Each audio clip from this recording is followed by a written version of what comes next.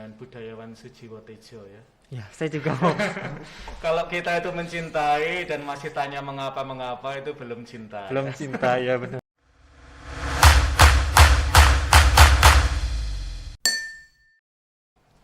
Halo Sobat Katolik yang ada di rumah, kembali lagi bersama dengan saya Henry dalam podcast Minggu Prapaskah yang terakhir. Saat ini kita akan bersama-sama kembali membahas mengenai tema yang sangat menarik. Tema yang akan kita bahas pada hari ini adalah pengorbanan.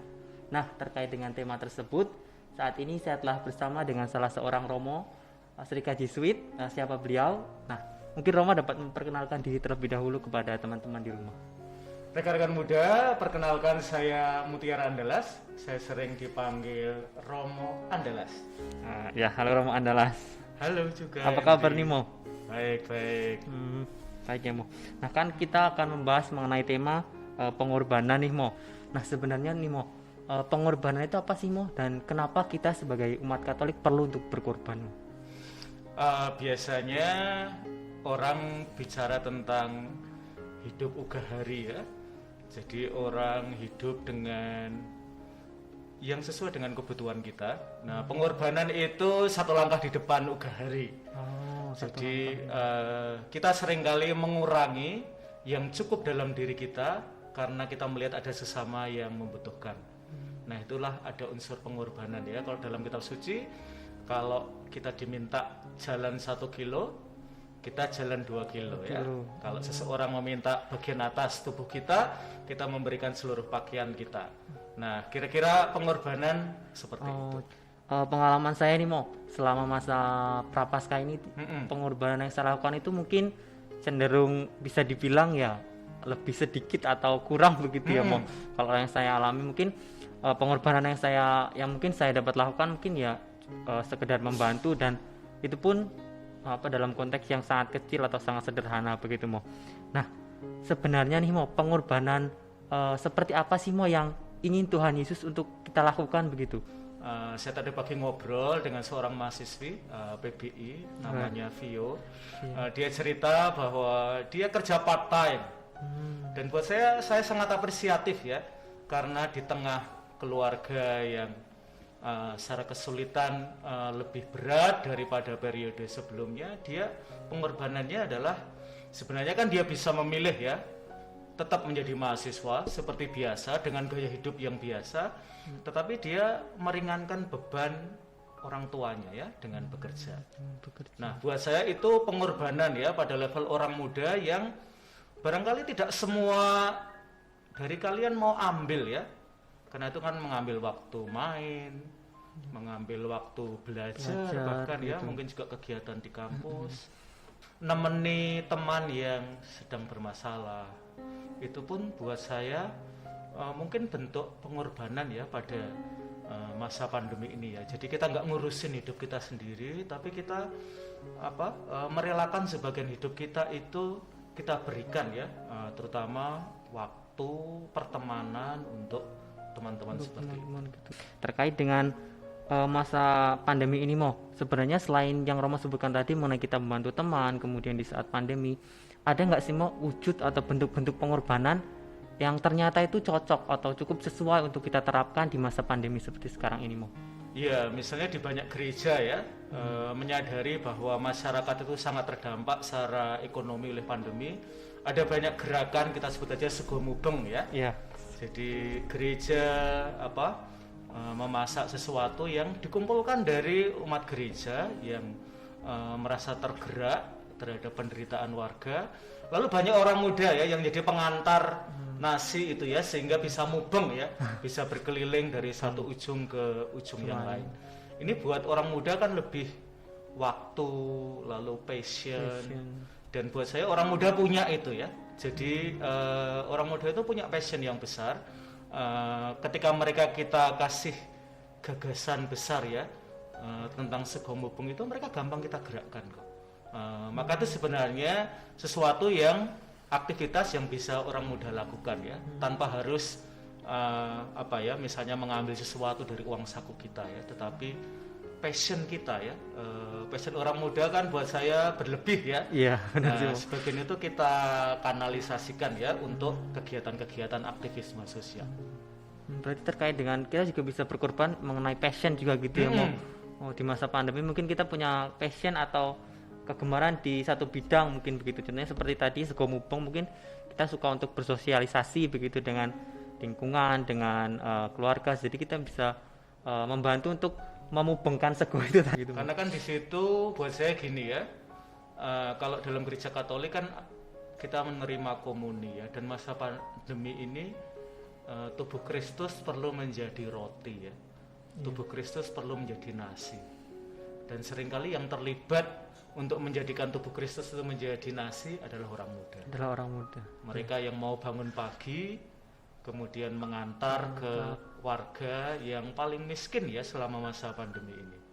Dan saya selalu senang ya bahwa Paus Fransiskus sendiri kan menyebut ya, orang muda itu hatinya itu mudah sekali tersentuh untuk aktivisme sosial. Iya, benar. Nah, itu mengoreksi ya pandangan sebagian orang bahwa orang muda itu egois, mikirin dirinya sendiri dan seterusnya. Jadi selain orang muda itu ya memang orang muda itu memiliki sifat mungkin egois begitu, tapi di lain itu ternyata banyak sisi positif yang bisa untuk dilibatkan dalam sosial dan dalam keadaan yang seperti sekarang ini begitu ya, Mo.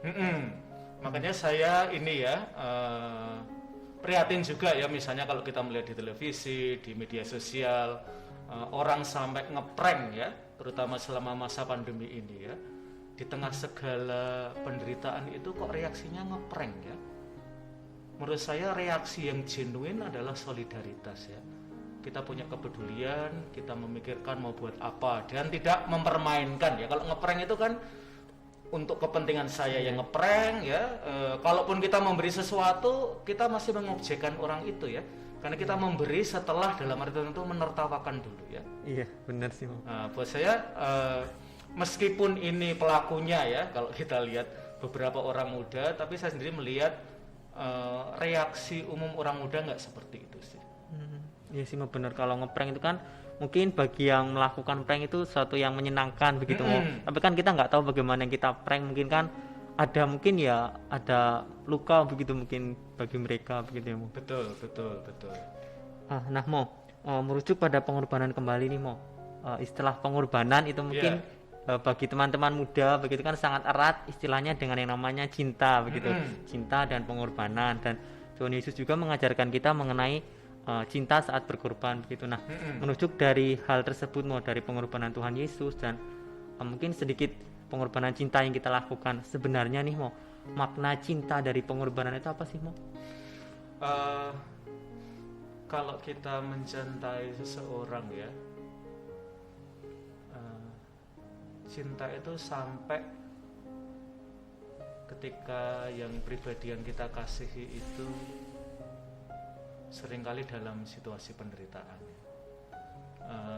Selama masa pandemi ini saya tahu ya beberapa teman saya itu pasangan hidupnya ya sakit atau terdampak COVID. Itu cinta diuji banget sih. Apalagi ketika mereka merawat di rumah ya.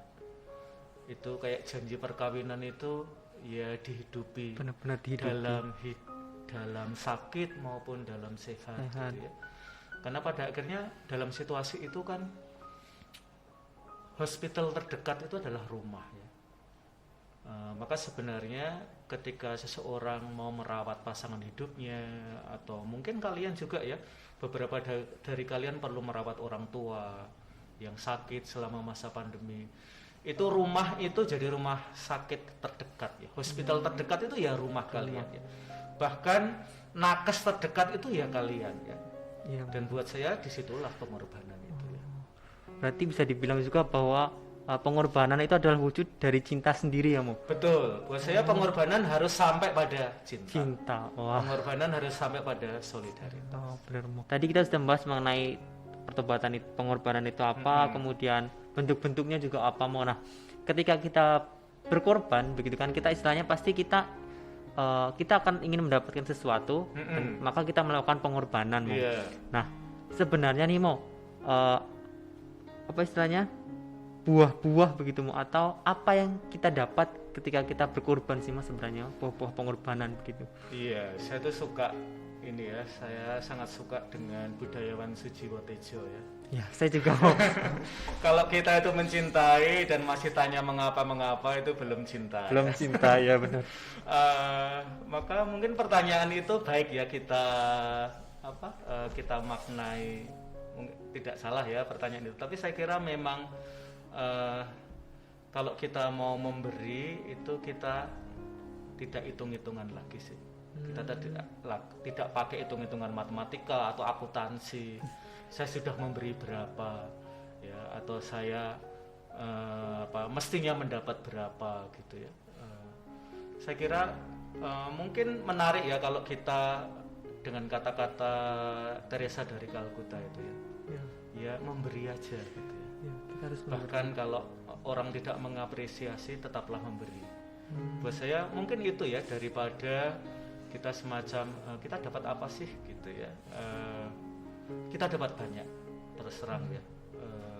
Saya merasa hidup saya diperkaya ketika kita bisa memberi ya. Maka yang saya lakukan misalnya, saya sering melatih diri saya, hari tertentu gitu saya naik sepeda motor kemana, untuk ini aja ya, ketemu orang yang mungkin membutuhkan sesuatu dari saya, memberi begitu. Kadang-kadang bisa saya membeli makanan mereka, atau saya pas bawa sesuatu lalu saya berikan pada mereka. Tapi ini latihan-latihan kecil ya sebenarnya untuk memberi. Dan kalau mengikuti perikop Injil ya, kalau kamu memberi dengan salah satu tanganmu, sebaiknya tangan yang lain tidak tahu. Gitu. Ya benar.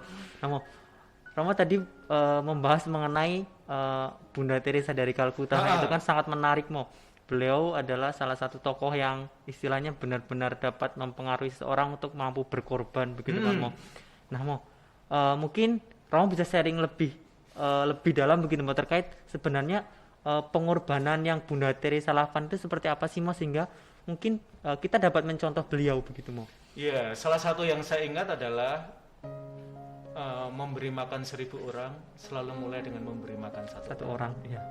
Maka sebenarnya ini terutama buat orang muda. Barangkali orang muda memandang kita anak kos lagi ya, jauh dari orang tua. Kita bisa apa sih selama masa pandemi ini ya? Maka yang kita punya, sesuatu yang mungkin kita sisihkan, itulah yang bisa kita beri ya. Dan selalu ya memberi kepada lebih banyak orang, selalu mulai dengan memberi kepada satu orang. Ada salah satu kutipan dari tulisannya Marcella FP ya, nanti kita cerita hari ini ya. Kalau engkau belum bisa menjadi manfaat bagi orang lain, sekurang-kurangnya engkau tidak menjadi masalah bagi orang lain. Nah, kita agak bisa maju lebih sedikit ya. Kalau engkau belum bisa memberikan manfaat bagi banyak orang, sekurang-kurangnya engkau memberi manfaat bagi satu orang. Nah, Mo, terkait dengan pengorbanan kembali nih, Mo, di masa-masa sekarang kan masa pandemi yang sangat sulit dijalani kita sebagai teman-teman muda. Nah, mungkin Romo bisa memberikan sedikit quotes yang menarik begitu untuk teman-teman muda, supaya dalam masa pandemi dan prapaskah di masa pandemi ini kita sama-sama bisa survive gitu, bisa sama-sama melewati masa ini, kepada teman-teman muda yang ada di rumah. Ini bagian yang paling sulit ya. Saya tuh mikir-mikir udah lama, tapi mungkin karena saya seperti kalian ya, kita masih pemula, kita masih belajar. Tapi mungkin quote saya ini agak mirip dengan quotes-nya Marcella FP ya, nggak apa-apa ya. Sesuatu yang kita berikan dari hati, dengan sepenuh hati, akan sampai pada hati yang lain. Mungkin itu ya. Itu dalam banget, Mo. Dari hati ke hati, oleh hati gitu ya, Mo. Luar biasa. Baik, Mo, terima kasih atas quotes-nya. Sama-sama. Nah, teman-teman muda yang ada di rumah, sobat-sobat Katolik yang ada di rumah, itu tadi percakapan kita dengan Romo Andalas untuk masa prapaskah di minggu yang terakhir ini. Semoga apa yang kita bahas hari ini dan quotes yang sangat melegenda ini dapat benar-benar terngiang dan dapat kita laksanakan dalam kehidupan kita sehari-hari. Terima kasih, Romo, karena sudah datang dan sudah berbagi pengalaman begitu. Terima kasih Romo. sama-sama. Dan sampai jumpa.